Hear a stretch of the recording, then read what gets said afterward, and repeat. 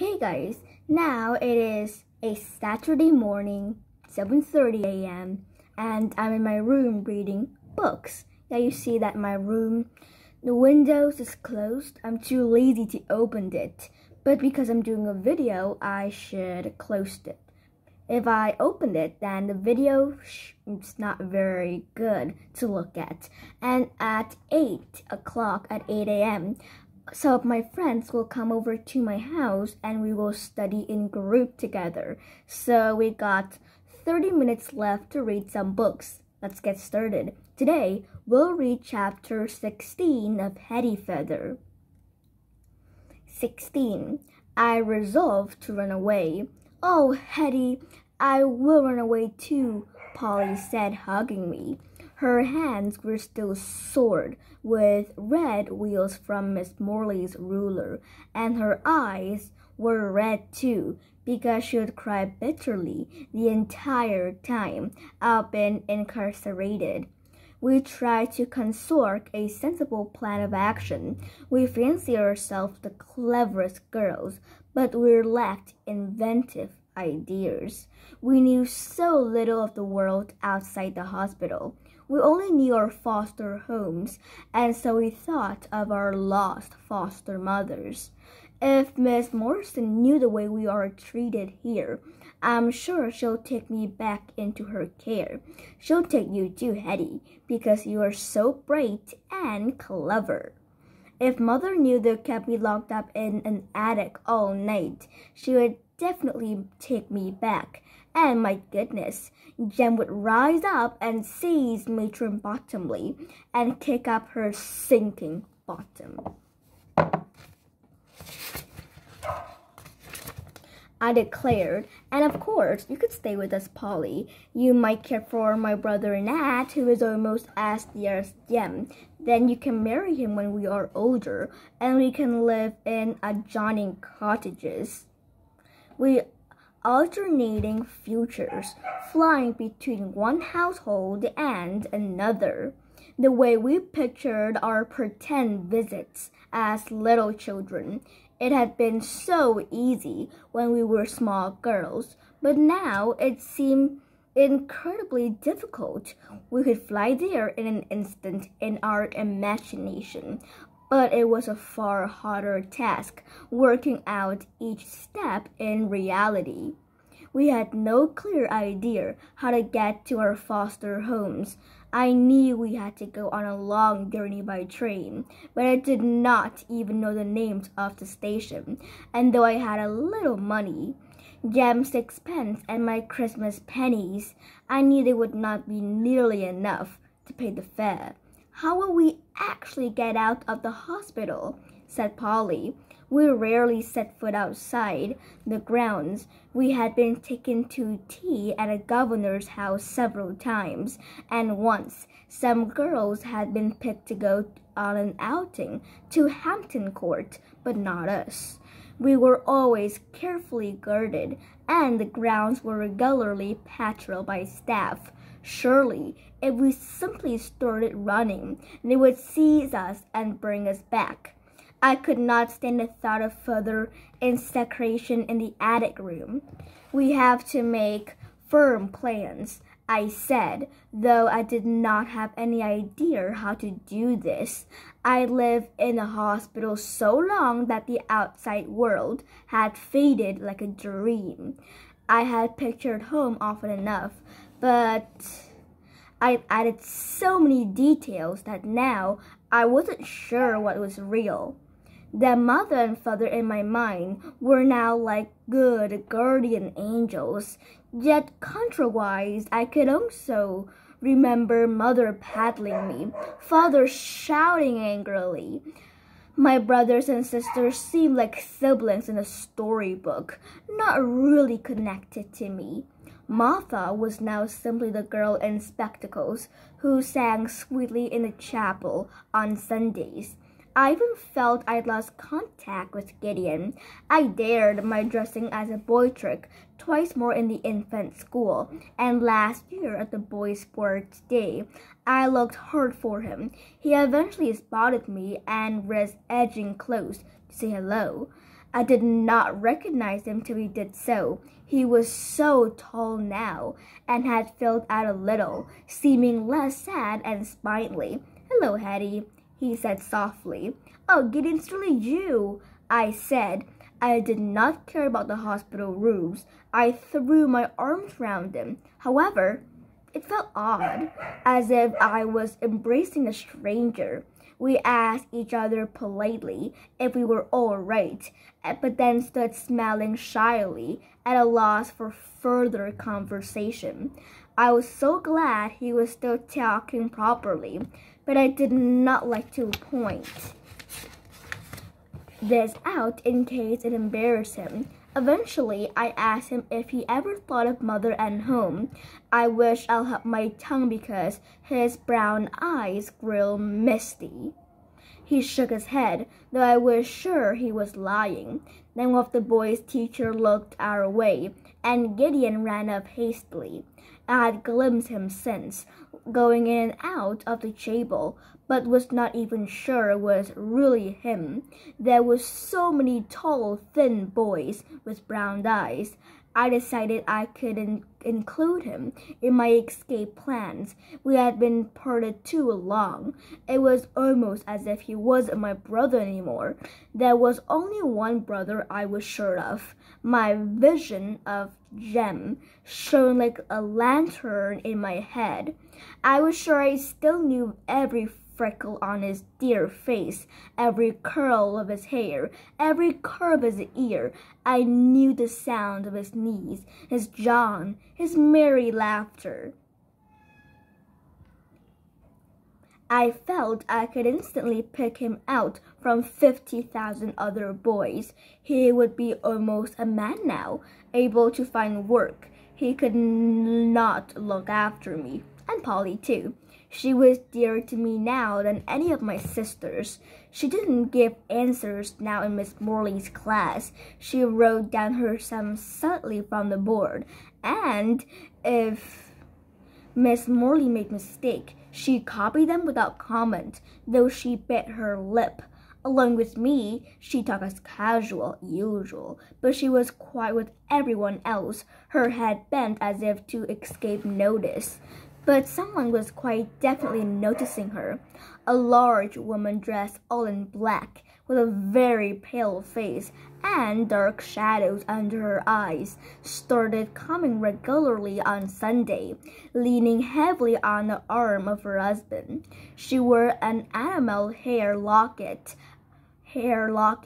around her neck, and had a habit of rubbing it with her plump white fingers as if it was a tiny lamp, and she was trying to summon a genie. She didn't seem interested in the tiny girls who usually attracted the most attention. She didn't glance at the capable big girls, almost ready for work. We were used to strange women eyeing them up and down, on the lookout for a useful servant. No, this large lady in black always paused at our table of 10 years old and hovered there, blinking her shadow eyes and fingering her locket. She watched our very mouthful, so she strained to hear our whispered remarks. She peered with her large head at an angle, as if she was matron checking the neatness of our plates and the cleanliness of our necks. The large lady kept looking in our direction, not at me, but at Polly. "That lady in back is really starting to annoy me," I grumbled. "She will not stop staring. Poke your tongue out at her, Polly." "Don't be so unkind about her, Hetty. She looks so sad," said Polly. "Who do you think she can be? Maybe she's your long-lost mother, come back to claim you after all this time? She's rich and respectable now, and can afford to buy you a bag from the governor's." I said. "I think her husband is a governor," said Polly. "I saw him on Friday when the mothers were petitioning. I remember his whisker and his fat watch chain. Look at the buttons on his waistcoat, all set to pop off. Have you ever seen such a stomach?" I said. "But he looks such a kindly man," said Polly. "Perhaps he read her lips." Perhaps so. Uh-huh, just because. He nodded at her and smiled. Polly smiled back demurely. The lady in back gripped her husband's arm and swayed a little, as if she felt faint. There, she's recognizing you. Her little lost Polly, I said, crying away with my story. I started elaborating on my romance, but Polly wasn't listening. She was looking at the couple, and they were looking at her. It was almost as if they were alone in the vast dining room. The hundreds of other foundling girls did not seem to exist, even me. I felt my stomach tighten, so much so that I could not finish my Sunday dinner. I was immensely relieved when the table was tapped and it was time to find out. I hurried Polly away from the couple, suggesting we find a quiet corner to read, but Matron Bottomley stood in the doorway. There you are, Polly Renfrew. Come with me to my room, child. Polly gasped. There was only one reason for going to Matron Bottomley's room. It meant that you were going to be severely punished. But Polly hasn't done anything, I said, taking her hand. Did I ask for your comment, Teddy Feather? Said Matron. Hurry along now, if you please. I had to sneak away where Polly marched off after Matron Bottomley. She peered back at me anxiously, and I gave her a cheery wave of encouragement, though inside I was in turmoil. I went up to the dormitory and waited by her bed. I waited and waited and waited. Normally, Matron Bottomley was brisk with her punishment. She would give you a severe talking to. If you had been exceptionally bad, you were whacked with a stick. I was the only girl so far who had been locked up in the attic. She surely wouldn't dream of shutting Polly up there. Polly was so scared of the dark. If she woke up at night, she always needed me. She always needed to wake me up, too, so I could hold her hand. If she was shut up alone in the attic all night, she would go demented. I was sure she hadn't done anything wrong at all, though we were all used to being seized indiscriminately and punished for some insignificance or imagined offense. I cast myself down on Polly's bed, beating it with my feet in my frustration. I hate it here. I hate it here, I muttered into Polly's pillow. I shut my eyes tight, picturing myself marching to Matron Bottomley's room and rescuing Polly, but I so dreaded the punishment at it myself. I didn't quite have the courage. I lay there, hating myself as well as the hospital. At long last, I heard Polly's footsteps. I sat up and stared at her. She was in flush and tear-stained. There were no cruel red marks on her hands, yet she looked so immersively different. She was walking slowly as if treading water. Her eyes were Dale's. She blinked when she saw me. "Oh, Hetty," she said, and her hand went to her mouth. "Oh, Hetty, I hardly know how to do to tell you." I stood up and faced her. "What is it, Polly?" I'm leaving the hospital," Polly whispered. "What?" I said, shaking my head. "I know I can scarcely take it myself, but it's true. I have to gather up my things and go now. I am to live with Mr. and Mrs. McCartney. She is the lady in black." "Oh, my Lord, is she really your mother?" I said. No, she has a daughter our age, Lucy, but she died of the influenza last winter, and now she wants to adopt me to take Lucy's place." "But people aren't allowed to adopt us. We belong to the hospital." "I know, but Mr. McCartney is a governor and a very generous benefactor. They will do whatever he wants," said Polly. "And is it what you want?" I asked. "Oh, Hetty, I don't know," said Polly, tears steadily rolling down her cheeks. "I can't bear the thought of not seeing you anymore, but of course I want to leave the hospital." "Do you like them, the McCartneys?" "I think so. They seem very kind, though still very sad. I am to have Lucy's room and all her clothes, and even all her toys. She has 5 large china dolls, and a doll's house, with an entire family of very little dolls. A mother, a father, a grandmother with little spectacles, and grandfather with a gray beard, and 5 children, one a tiny baby doll, etc. She gave to Lucy, and now it is to be mine. You are all too old for dolls and doll houses, I said sourly. I know, but I don't mind, Polly said. I mind, I cried. I mind it all. Oh, Polly, don't go and be their child. Please stay here with me. You are my only friend. I can't bear it at the hospital without you. I'm so sorry, Polly. I'm so sorry, said Polly, hugging me. I haven't have any choice. Matron Bottomley said I have to go now, but I will beg my new mama and papa to bring me back here to visit you, and I will write to you lots and lots. Then when we are 14, we can meet up properly because you will be out of the hospital too. Yes, but I will be a servant then, I said. You'll be a lady. We will still be us, Hetty, said Polly. But we knew there was already a divide between us. I could not be mean enough to rebuke Polly further.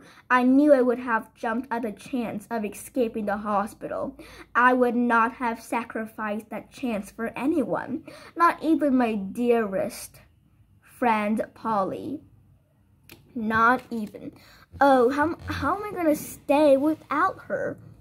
When Polly go, it was even horrible. She did write me a letter. I read it so many times, but I tore it into tiny shreds. Now that I was on my own, Sheila and Monica was especially tormenting. They mocked and mimicked me a dozen times a day. I affected a lofty indifference to their silliness, but I often cried bitterly into my pillow at night. It did not help that I was such an in-between age.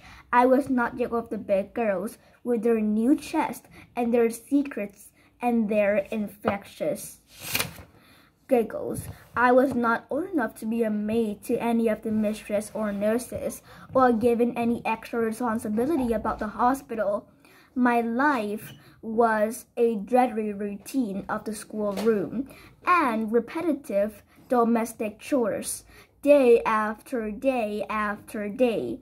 I did take my turn caring for the newly arrived foundlings, washing the hands and faces of all the little 5 years old, bowing for their mothers. You would think I would try to be a little mother to them, maybe making one of my special baby the way Harriet had long ago cared for me. But I was in such low spirits, I could really feel fig for any of these punny little girls. I washed them and carted them to the privy and lined them up 2 by 2 to walk to the infant playground without even bothering to learn their names, until one day a brand new foundling girl arrived. She wasn't particularly distinguishable from any of the other girls. Brown eyes, shorn head, scrawny body, with lamentable habit of bursting into floods of tears whenever she thought of home. Do stop crying so, Alicia, I said, wiping her runny nose.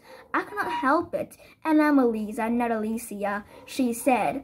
I didn't react at all. My brain was sleeping. Her name meant nothing to me, but she was much more alert. Haven't you got those infants ready for bed yet, Hetty Feather? Matron Pigface Peter snapped as she bustled past. Eliza blinked. She rubbed her eyes and then stared at me, suddenly smiling, though her face was still damp with tears and snot. It is you, Hetty. I've found you. I stared at her blankly. You are my sister, she declared. The hospital suddenly vanished. I was back in the cottage with Jem, and Mother was there in a corner, nursing a baby in her arms. Baby Eliza. I clasped her fiercely, and she smiled and squirmed within my embrace. Oh, Eliza, it's so wonderful to find you. And that's the end of this chapter. which Hetty find her sister Eliza. And very sad, Polly went away.